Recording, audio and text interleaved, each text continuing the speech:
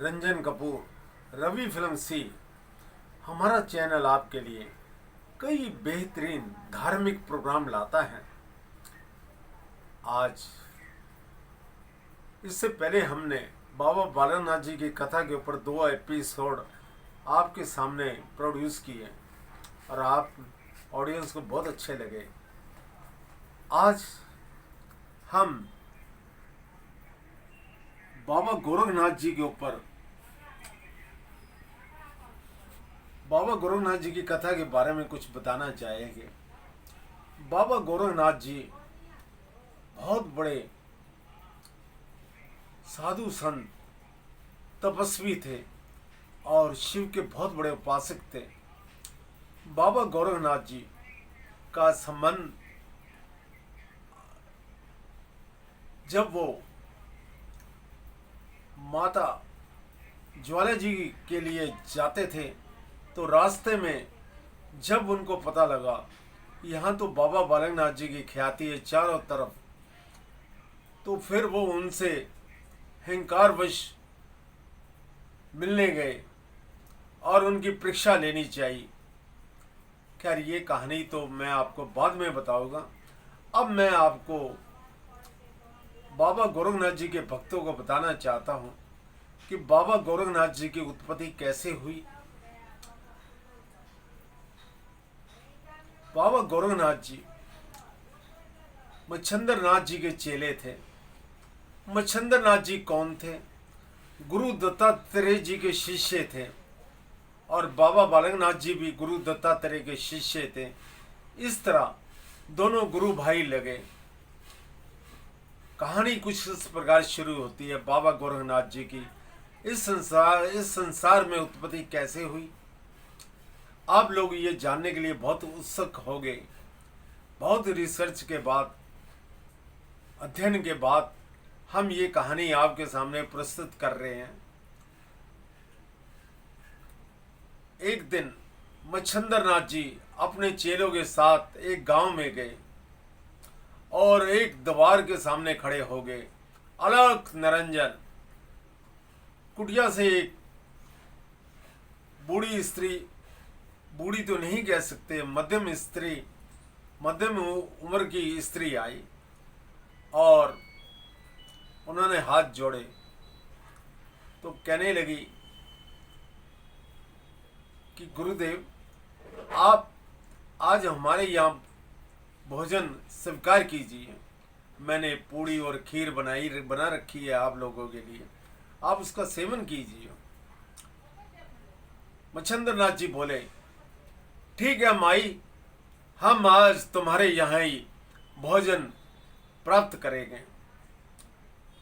भोजन खाते वक्त ही मच्छंद्रनाथ जी ने उस मध्यम आयु की स्त्री से कहा, जो कि एक विधवा ब्राह्मणी थी, हम तुम्हारे अतिथि सत्कार से बहुत प्रसन्न हुए और हम तुम्हें वरदान देते हैं, शीघ्र ही तुम्हारे यहाँ एक पुत्र प्राप्त होगा। इस बात पर वो ब्राह्मणी स्त्री रोने लगी। कहती गुरुदेव अपने शब्दों को वापस लीजिए, मैं तो एक ब्राह्मण विधवा हूँ। अगर मेरे यहाँ पुत्र हुआ तो लोग लज्जा से मैं तो मर जाऊंगी, मैं तो बदनाम हो जाऊंगी। गुरुदेव ऐसा मत, अपने शब्दों को वापस लो। मच्छंद्रनाथ जी बोले ए देवी, ब्रह्मा की लेखनी और हमारे मुंह से निकला हुआ शब्द कभी वापस नहीं होता। हमने जो कह दिया वो कह दिया, अतः अब हम चलते हैं। और ये रही बबूत की पुड़िया, इसे तुम खा लेना, समझी। बुढ़िया ने बबूत की पुड़िया ले ली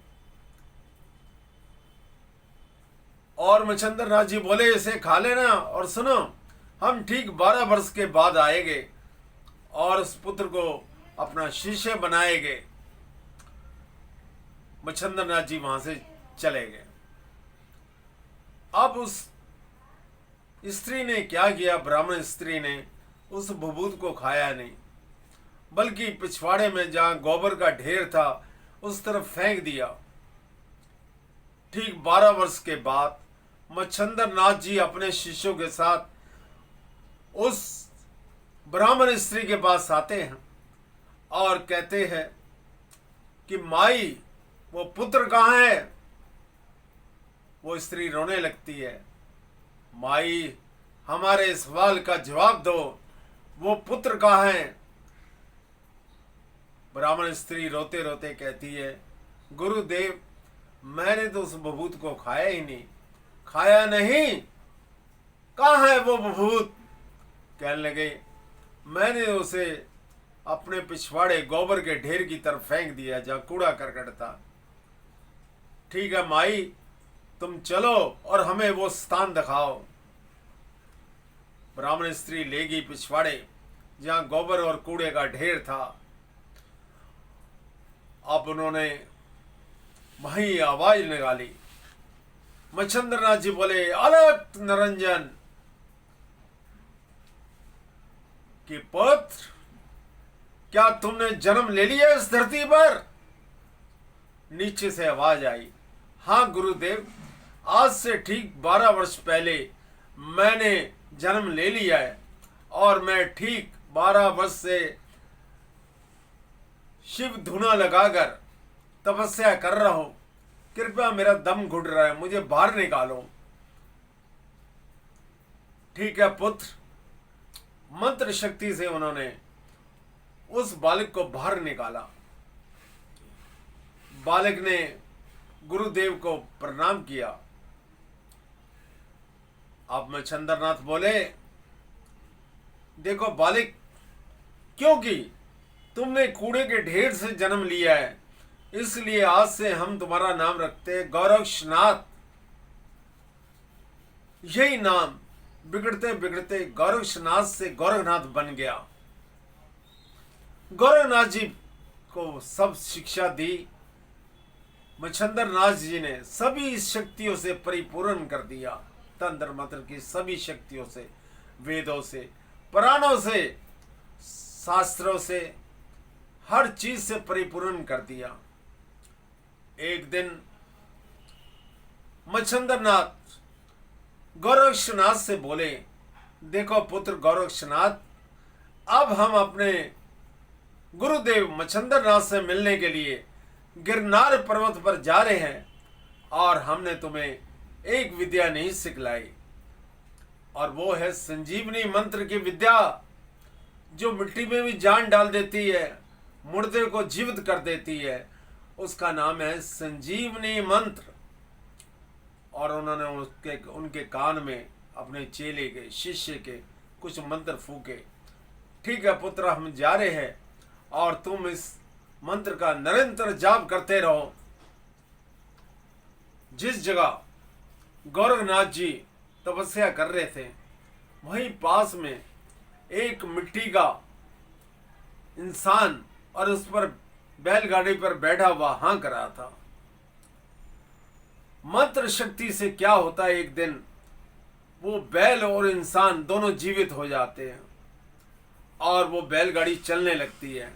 इतने में गोरखनाथ जी की आंखें खुलती हैं। वो बड़े अचंभित होते हैं। वहीं से वो अपने गुरु को याद करते हैं, मच्छंदर नाथ को। गुरुदेव, ये क्या मैं देख रहा हूं? इस मिट्टी के पुतले में जान आ चुकी है। वहीं से आवाज उनके कानों तक पहुंचती है, उनके गुरु मच्छंदर नाथ की, पुत्र गोरक्षनाथ, यही है संजीवनी मंत्र का चमत्कार। और अब हमें लगता है तुमने सभी विधाओं के अंदर महारत हासिल कर ली है। सब प्रकार की तंत्र मंत्र की शक्ति हमने तुम्हें सिखलाई। सभी वेदों, शास्त्रों और पुराणों का हमने तुम्हें ज्ञान दिया। पुत्र, अब तुम परिपूर्ण हो चुके हो। कुछ दिनों के बाद गिरनार पर्वत से हम तुम्हें मिलने के लिए आएंगे। उन्होंने वहीं बैठे बैठे अपने गुरुदेव को प्रणाम किया और गुरुदेव बोले, आयुष्मान भव गोरक्षनाथ, तुम्हारा नाम इस संसार में चारों तरफ फैलेगा और तुम जन कल्याण करोगे और तुम्हारी तंत्र मंत्र शक्तियों से जिस व्यक्ति को सांप भी काट जाएगा वो ठीक हो जाएगा। हम तुम्हें आशीर्वाद देते गोरखनाथ। इसके बाद क्या होता है ये हम बाबा गोरखनाथ के सेकंड पार्ट में आपको बताएंगे। मैं बाबा गोरखनाथ के भक्तों से पूछना चाहता हूं, ये पहला पार्ट नंबर 1 आपको कैसा लगा? आगे चलकर आप बहुत ही रोमांचित होंगे। बाबा गोरखनाथ की कथा कोई छोटी मोटी कथा नहीं, बहुत महान कथा है। आगे चलकर ये बाबा जी के साथ भी इनका आमना सामना होता है।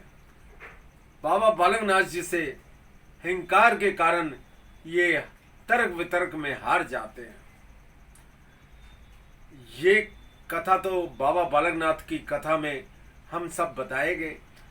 फिलहाल आप अगर आपको ये अच्छा लगा है बाबा गोरखनाथ का पहला अध्याय पार्ट नंबर 1, इसे लाइक कीजिए, शेयर्स कीजिए, सब्सक्राइब कीजिए। ये कथा बहुत ही रोमांचक है। इसके हर पार्ट को आप देखिए, तब आपको पता चलेगा वास्तव में गोरखनाथ की जीवन लीला क्या थी। धन्यवाद। जय बाबा गोरखनाथ, जय बाबा गोरखनाथ।